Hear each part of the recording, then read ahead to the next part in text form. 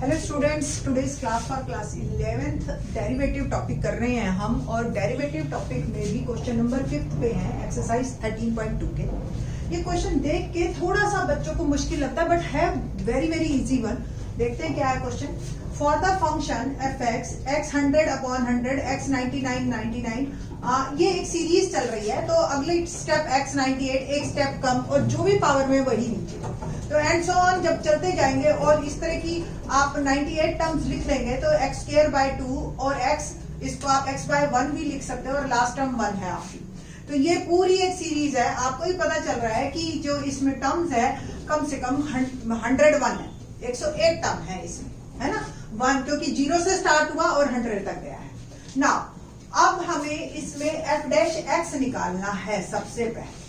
f' में यानी कि डेरिवेटिव में 1/100 पड़ा रहेगा, और as I told in my previous lecture, x की पावर n का डेरिवेटिव होता है nx n-1। ठीक है जी। तो ये x की पावर 100 का डेरिवेटिव क्या बना, 100x 99। ऐसे ही 1/99 पड़ा रहेगा, x 99 का हो जाएगा 99x 98। और भी बाकी जो टर्म्स बीच की हैं वो भी इसी तरह से डिफरेंशिएट होती जाएंगी। And last one, third last 1/2 as it is, और x² का डेरिवेटिव हो जाएगा 2x, और x1 तो ये एज इट इज है, और x का डेरिवेटिव यानी कि x की पावर 1 का देखिए आप, x की पावर 1 x 0, तो x की पावर 0 यानी कि 1, तो there is no need to write it, और ये आपका 1 ही हो गया। और 1 यानी कि कांस्टेंट, कांस्टेंट को आप किसी की भी पावर 0 लिख सकते हो, है ना। 1 को बाहर कर दीजिए, जैसे 5 भी होता, सपोज 5 बाहर करके x की पावर 0। अब इसका डेरिवेटिव जब आप करोगे तो हेयर n इज 0, तो n x n-1, 0 सबको 0 कर देता है। दैट्स वाई हमेशा कांस्टेंट का डेरिवेटिव 0 होता है। तो ये लास्ट टर्म मेरी बन गई 0। कुल मिला के जो डेरिवेटिव मेरा बना वो ये बन गया, 100 से 100 कैंसल x 99, 99 से 99 cancel x 98, and so on. Her term आपकी जो है वो कैंसल होती जाएगी कांस्टेंट से, क्योंकि पावर सेम है हमारी। एंड लास्ट टर्म 1 हो गई, और ये 0 वाली टर्म खत्म हो गई। इट मीन्स अगर 101 टर्म्स इसमें थी तो इसके डेरिवेटिव में एक टर्म कम हो गई, है ना, और वो है 100, मतलब 101वीं टर्म। टोटल 100 टर्म रह गई अब मेरे पास ना। अब क्वेश्चन क्या है, प्रूव दैट f'1, x की जगह 1 पुट कीजिए, तो 1 की पावर 99, 1 की पावर 98, एंड सो ऑन 1 + 1। ठीक है। कुल मिला के आपको अभी मैंने बताया 100 टर्म्स है, और 1 की कुछ भी पावर वो 1 हो, तो 1 आ गए आपके 100 टाइम्स। तो कुल मिला के 1 को 100 टाइम ऐड करो या 100 से 1 को मल्टीप्लाई करो, एक ही बात है। सो मेरा f'1 आ गया 100। राइट हैंड साइड में क्या था, 100 f'0, तो पहले मैं f'0 ही निकाल लेती हूं, यानी कि x की जगह 0 पुट करना है हमने, एंड सो ऑन 0 + 1। तो सारी टर्म ये 0 हो गई, बट ये 1 है और बीच में प्लस का साइन है ना। इसलिए नहीं तो नॉर्मली अगर मल्टीप्लाई में आपके 0 होता है तो फिर आप सबको 0 कर देता है, बट यहाँ एडिशन में हर टर्म अलग अलग 0 होगी, बट ये 1 बच गया ना। अब बस हमने वैल्यूज पुट करनी है और लेफ्ट हैंड साइड को राइट हैंड साइड के बराबर शो करना है। तो we want to show f'1 is equal to 100 f'0। तो f'1 की वैल्यू मेरी 100 आई थी, ये 100 और f'0 1 है, तो 100 is equal to 100, so hence prove. तो ये मेरा प्रूफ हो गया। ये था मेरा क्वेश्चन नंबर 5 ना। क्वेश्चन नंबर 6 पे बात करते हैं आप।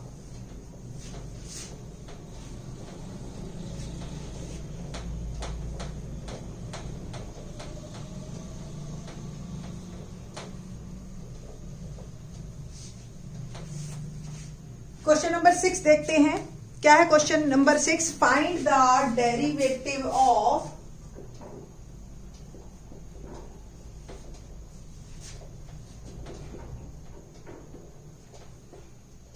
xn plus axn-1 plus a²xn-2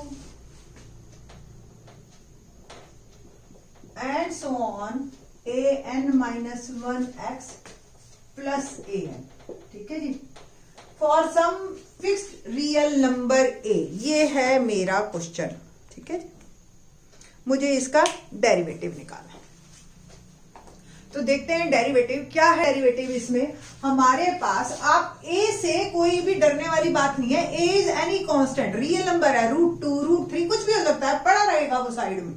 तो आप लोग बच्चे जो परेशान होते हैं ना, वो जब कांस्टेंट वेरिएबल आता है ना, तब ज्यादा प्रॉब्लम में आ जाते हैं। अदरवाइज क्वेश्चन बहुत इजी है, आप इसको नॉर्मली क्वेश्चंस की तरह लीजिए। तो ये fx अगर सपोज है, तो डेरिवेटिव हो गया f'(x) और x raise to power n का डेरिवेटिव क्या होगा, अभी फार्मूला करवाया था, nx n-1।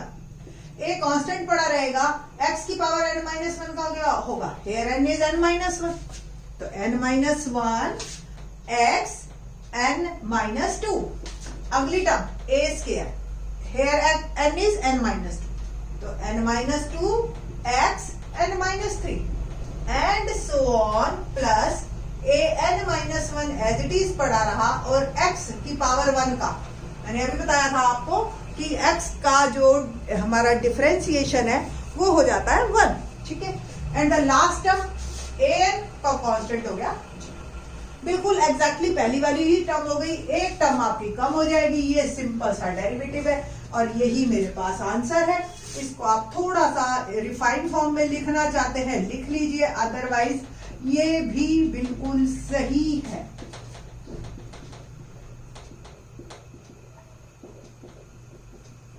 बस यहां पे आपका आंसर कंप्लीट होता है। क्वेश्चन नंबर 7 डिस्कस करते हैं। 3 पार्ट्स हैं हमारे पास 7 में। For some constant a and b find the derivative of this.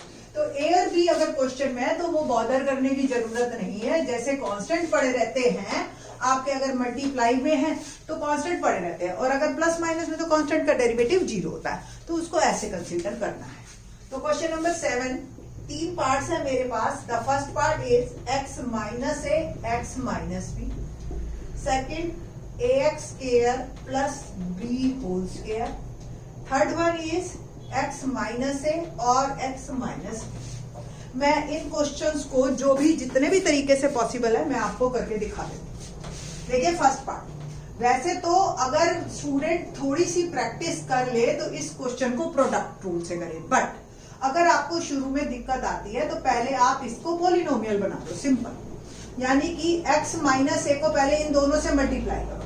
तो एक बार x से कर दिया और एक बार b से कर दिया, मैंने ये ब्रैकेट खोली है, सिंपल। अब फर्दर फिर मैं मल्टीप्लाई करती हूँ तो x square minus ax minus xb और प्लस a, ये मेरा हो गया fx। एक बार और थोड़ा सा लिख लेते हैं प्रॉपर वे में, तो माइनस कॉमन x कॉमन और a प्लस b ब्रैकेट के अंदर प्लस a। अब ये मेरा, इसको ऐसे लिखो या ऐसे लिखो, एक ही बात।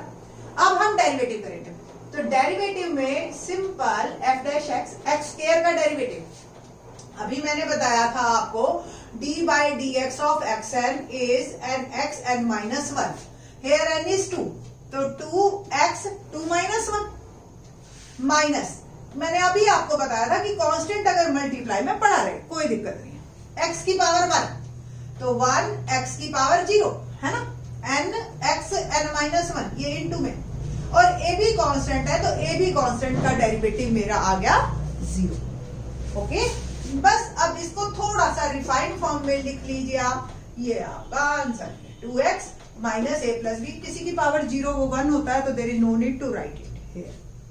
अब इसी क्वेश्चन को सपोज आप चाहते हो प्रोडक्ट रूल से करना, ठीक है, कोशिश करो बेटा प्रोडक्ट रूल को यूज करो ताकि 12th में आपको दिक्कत ना आए। 11th में इस चैप्टर को आप 11th का मत लेके चलिए, 12th का लेके चलिए। तो 12th में ये तो बेसिक है सब कुछ, ठीक है जी। तो इसी को मैं प्रोडक्ट रूल से कर रही हूँ। प्रोडक्ट रूल में आपको फॉर्मूला बता देती हूँ। u और v दो है टर्म्स x में, तो आपके पास पहले u पड़ा रहेगा और v का डेरिवेटिव, और v पड़ा रहेगा u का डेरिवेटिव, मतलब बीच में प्लस है, एक पड़ा रहे दूसरे का डेरिवेटिव प्लस पहला पड़ा रहे दूसरे का डेरिवेटिव, बस इस तरीके से है। किसी को भी आप किसी को भी u और किसी को भी v ले सकते हो आप। तो f'(x) x minus a as it is derivative of x minus b। Plus x minus b as it is derivative of x minus a. तो x minus a as it is, इसका derivative देखो, x की power 1 का derivative क्या होता है 1 और constant का 0, plus x minus b as it is, इसका डेरिवेटिव 1 और इसका 0। मल्टीप्लाई करते हैं तो x minus a plus x minus b, answer मेरा x और x ऐड हो जाएंगे 2a माइनस, चाहे कॉमन ले लो a प्लस बी या माइनस ए माइनस बी लिख लो। Answer should be same, answer आपके सेम आएंगे, आप चाहे किसी भी तरीके से कीजिए, तो इसमें आपको ये ज्यादा टेंशन लेने की जरूरत नहीं है। अब नेक्स्ट सेकंड क्वेश्चन को हम जो कर रहे हैं, इसमें एक नया फार्मूला लग रहा है जिसको कहते हैं चेन रूल। तो बाद में करेंगे, पहले इसको नॉर्मल जैसे आपको समझ आता है वैसे करवाते हैं।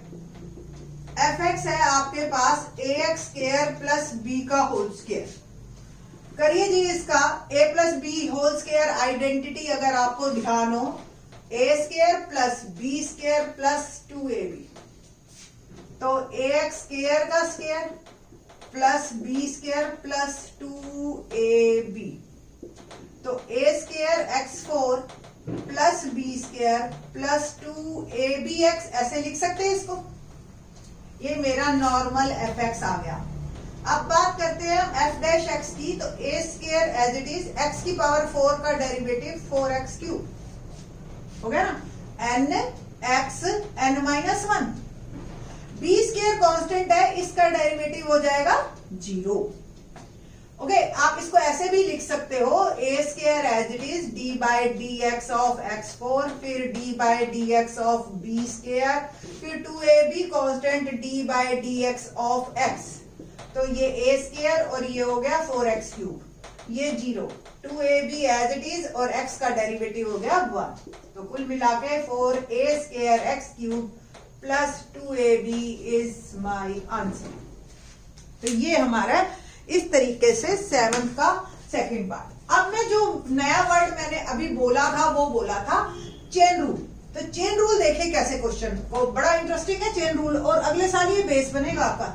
चेन रूल जैसे नाम से ही पता है आपको, ये एक्चुअली कंपोजिशन ऑफ 2 फंक्शंस है। ये हमारे पास 2 फंक्शंस को मिला के बना है। एक फंक्शन ये ब्रैकेट का स्क्वायर, और फिर ब्रैकेट के अंदर एक एक्स वेरिएबल में भी हमारा क्वेश्चन है, ठीक है जी। तो ये कॉम्बिनेशन ऑफ 2 फंक्शंस किस तरीके से होगा, लेट्स सी क्या है, देखते हैं हम कि y is equal to a x square plus b, ये मेरा फंक्शन है, और मुझे से पूछा गया find the differentiation of this, y का differentiation with respect to x।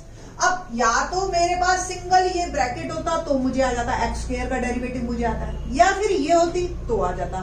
अब ये इसके ऊपर स्क्वायर है तो मेरे को स्क्वायर खोलना पड़ेगा, जब स्क्वायर है तो फार्मूले मेरे पास है, बट यही अगर पावर 5 हो गई 7 हो गई तो हम इस क्वेश्चन को कैसे करेंगे।